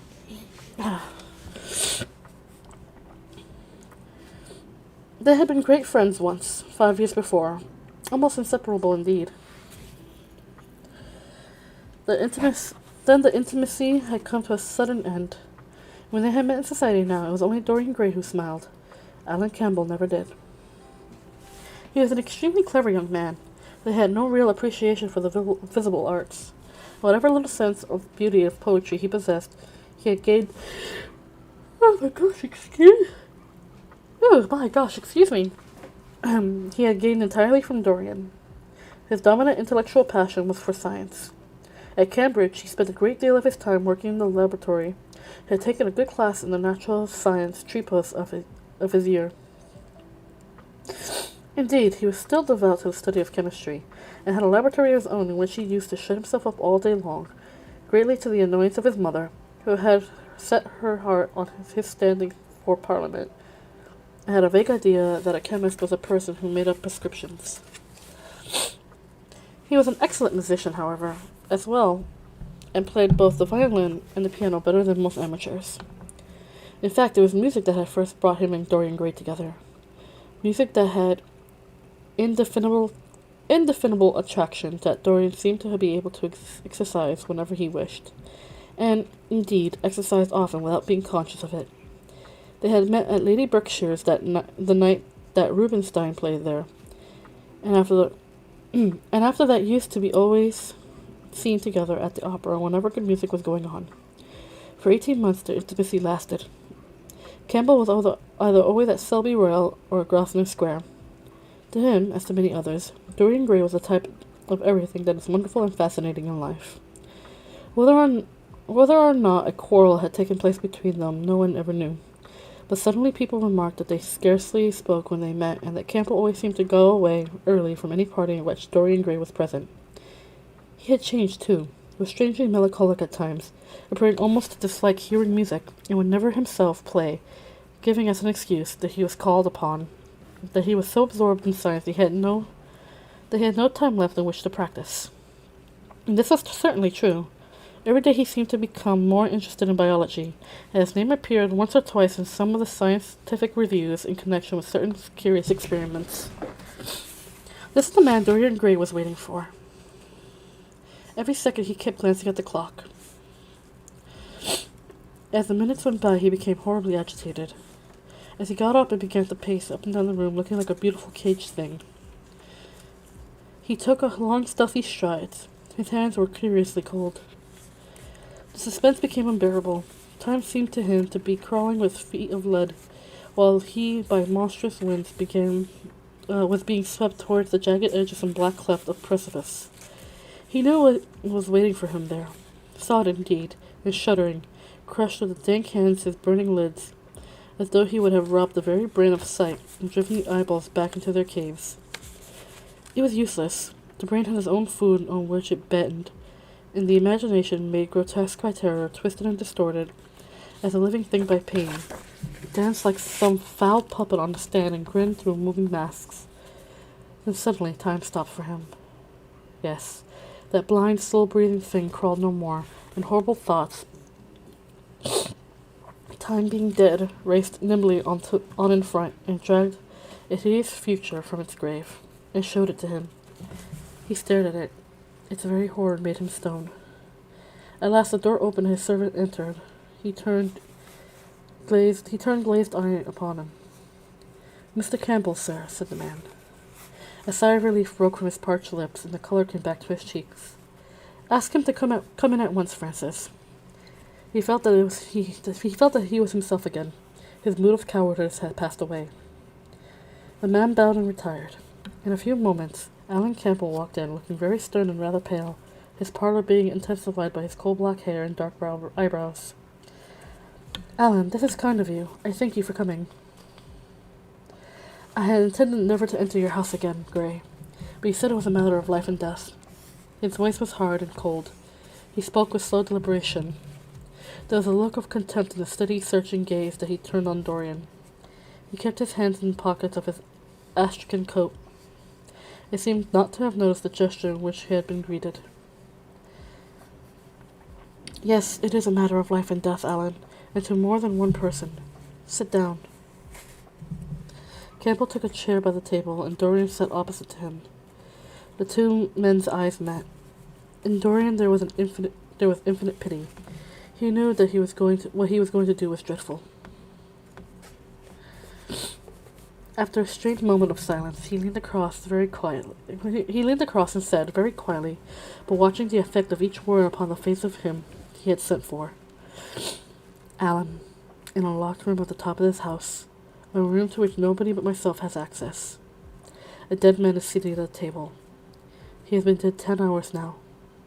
Don't stir, and don't look at me like that. Who the man is, why he died, how he died, are matters that do not concern you. What you have to do is this." "Stop, Gray. I don't want to know anything further. Whether what you have told me is true or not true doesn't concern me. I entirely decline to be mixed up in your life. Keep your horrible secrets to yourself. They do not interest me anymore." "Alan, they will have to interest you.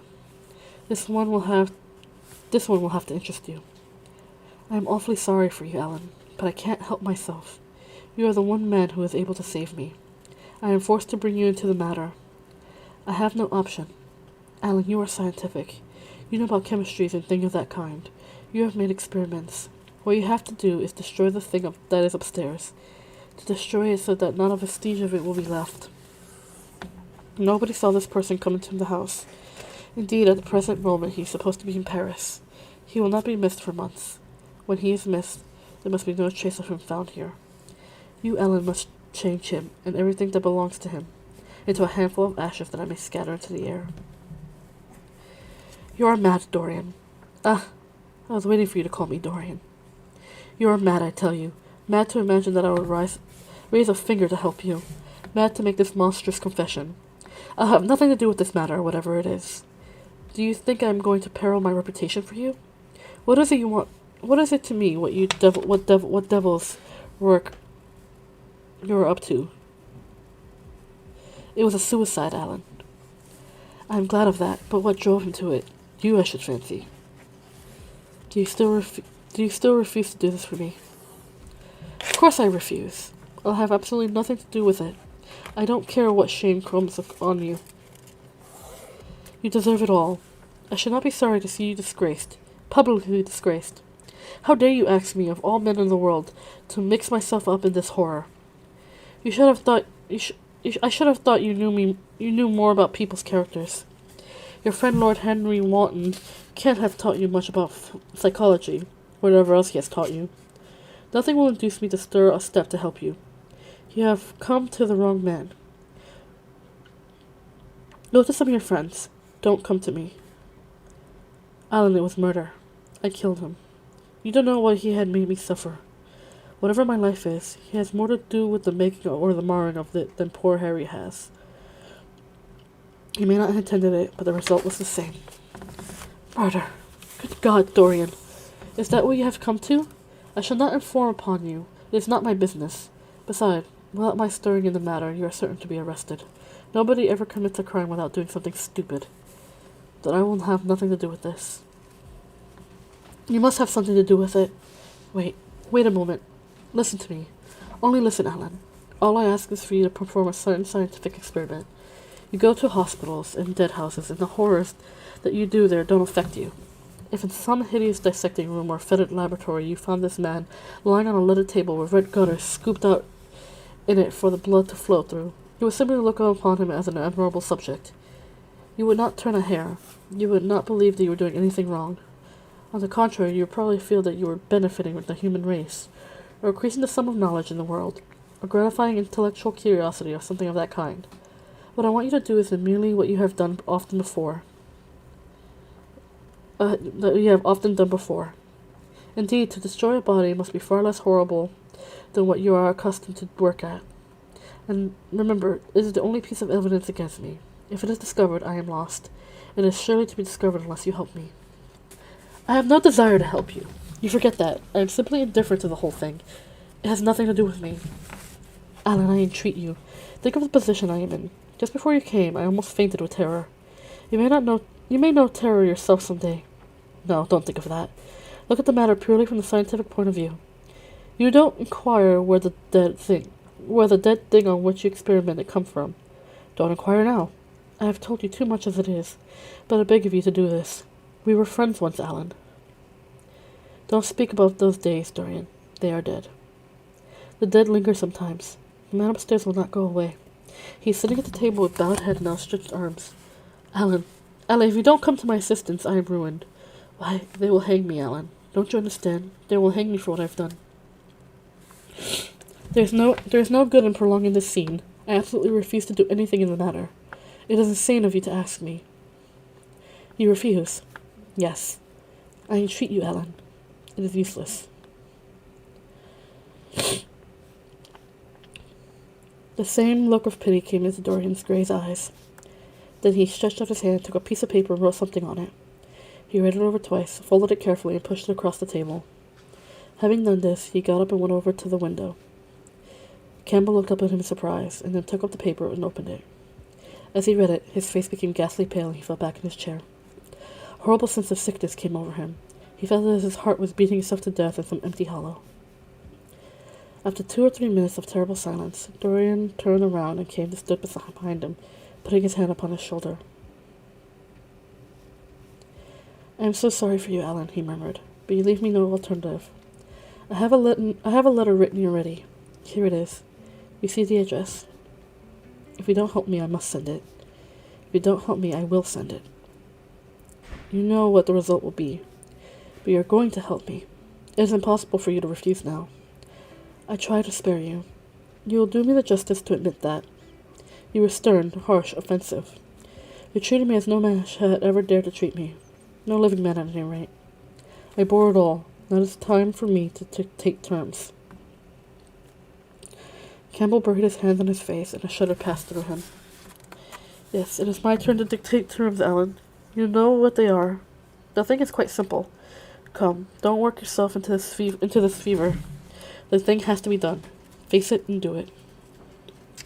A groan broke from Campbell's lips, and he shivered all over. The ticking of the clock on the mantelpiece seemed to him to be dividing time into separate atoms of agony, each of which were too terrible to be borne. He felt as if an iron ring was being slowly tightened around his forehead, as if disgrace, with which he was threatened, had already come upon him. The hand upon his shoulder weighed like a hand of lead. It was intolerable. It seemed to crush him. Come, Alan, you must decide at once.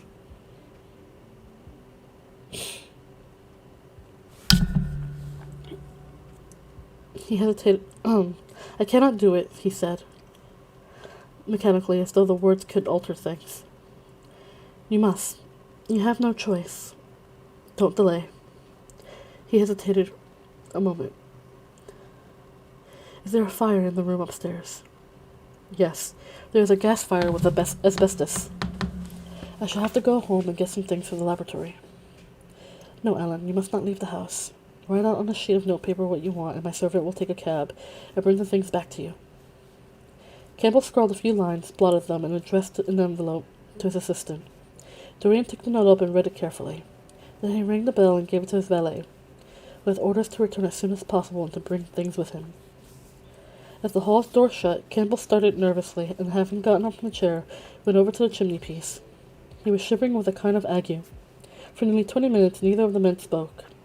A fly buzzed noisily around the room, and the ticking of the clock was like a beat of a hammer. As the chime struck 1, Campbell turned around and looking at Dorian Gray, saw that his eyes were filled with tears. There was something in the purity and refinement of that sad face that seemed to enrage him. "You're infamous, absolutely infamous," he muttered. "Hush, Ellen, you have saved my life," said Dorian. "Your life? Good heavens, what a life that is! You have gone from corruption to corruption, and now you have accumulated in crime.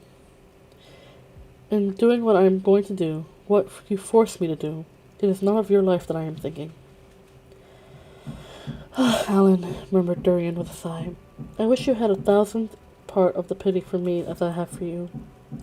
He turned away as he spoke and stood looking out in the garden. Campbell made no answer. After about 10 minutes, a knock came to the door, and the servant entered, carrying a large mahogany chest of chemicals with a long coil of steel and platinum wire and 2 rather curiously shaped iron clamps. "Shall I leave the things here, sir?" he asked Campbell. "Yes," said Dorian, "and I'm afraid, Francis, that I have another errand for you. What is the name of the man at Richmond who supplies Selby with orchids?" "Hardin, sir." "Yes, Hardin. You must go down to Richmond at once, see Hardin personally, and tell him I sent twice as many orchids as I ordered, and to have as few white ones as possible. In fact, I don't want any white ones. It is a lovely day, Francis, and Richmond is a very pretty place. Otherwise, I wouldn't bother you about it." "No trouble, sir. At what time shall I be back?" Dorian looked at Campbell. "How long will your experiment take, Alan?" he said in a calm, indifferent voice. The presence of a third person in the room seemed to give him an extraordinary courage. Campbell frowned and bit his lip. "It would take about 5 hours," he answered. "It would be time enough, then, if you are back 7:30, Francis. Or stay, just leave my things out for dressing. You can have the evening to yourself. I am not dining at home, so I shall not want you." "Thank you, sir," said the man, leaving the room. "Now, Alan, there's not a moment to be lost. How heavy this chest is. I will take it for you. You bring the other things." He spoke rapidly in an authoritative manner. Campbell felt dominated by him. They left the room together. When they reached the top landing, Dorian took out the key and turned it into the lock. Then he stopped, and a troubled look came into his eyes. He shuddered. "I don't think I can go in, Alan," he murmured. "It is nothing to me. I don't require you," said Campbell coldly. Dorian half opened the door. As he did so, he saw the face of his portrait leaning in the sunlight. On the floor in front of it, the torn curtain was lying. He remembered that the night before he had forgotten, for the first time in his life, to hide the fatal canvas, and was just about to rush forward when he drew back with a shudder. What was that loathsome red dew that gleamed wet and glistening on one of the hands, as though the canvas had sweat blood? How horrible it was! More horrible, it seemed to him for a moment, the silent thing that he knew was stretched across the table, the thing whose grotesque misshapen shadow on the spotted carpet showed him that he had not stirred, but was still there as he had left it. He heaved a deep breath and opened the door a little wider, and with half-closed eyes and averted head, he walked in quickly, determined that he would not even look up once at the dead man. Then, stooping down and taking the golden purple hanging, he flung it right over the picture. There he stopped, feeling afraid to turn around, and his eyes fixed themselves upon the intricacies of the pattern before him. He heard Campbell bringing the heavy chest and the irons, and the other things he had required for his dreadful work. He began to wonder if he and Basil Hallward had ever met, and if so, what they had thought of each other. "Leave me now," said a stern voice behind him. He turned and hurried out, just conscious that the dead man had been thrust back into the chair and that Campbell was gazing into a glistening yellow face. As he was going downstairs, he heard the key being turned into the lock.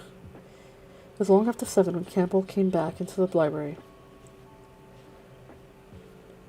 He was pale but absolutely calm. "I have done what you asked me to do," he murmured. "And now, goodbye. Let us never see each other again."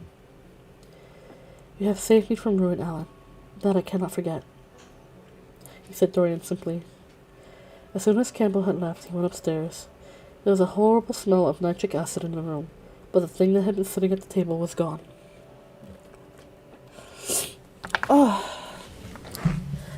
Oh my god, my throat is starting to lose. I'm starting to lose a little bit of my voice. Oh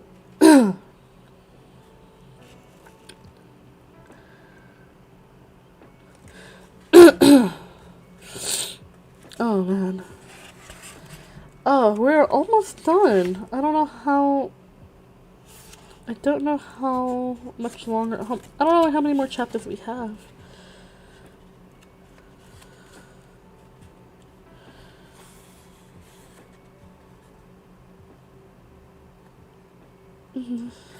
Let's see. We're stopping off at chapter 15.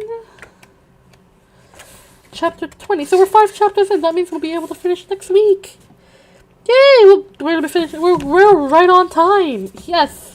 Okay, so as I planned, we're right on time. We should be able to finish next week.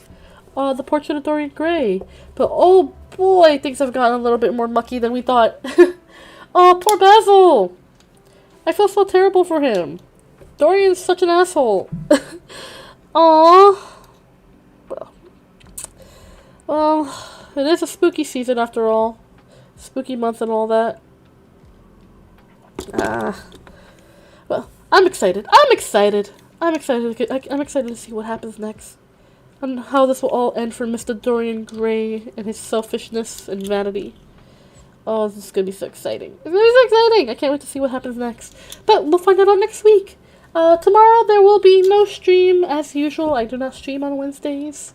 It gives me time to kind of rest, recuperate, and, set things up for the rest of the week. So, yeah. So I hope everyone has a wonderful Tuesday and a lovely Wednesday. And I'll be seeing you guys again on Thursday for our drawing stream. What am I going to draw? I have no idea. I never have any idea. Well, but we'll see what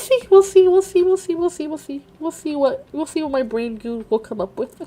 Okay, awesome. So everybody, take good care of yourselves. I hope you guys have a wonderful Tuesday and a lovely Wednesday, and I'll see you all again on Thursday for our drawing stream. And remember, as always, to hug your friends, tell someone you love them, and be a force for good in the world, because goodness knows the world needs more goodness. I love you all so very, very, very, very much, and I will see you. I'll see you guys on Thursday. Take good care of yourselves. I love you all. Bye.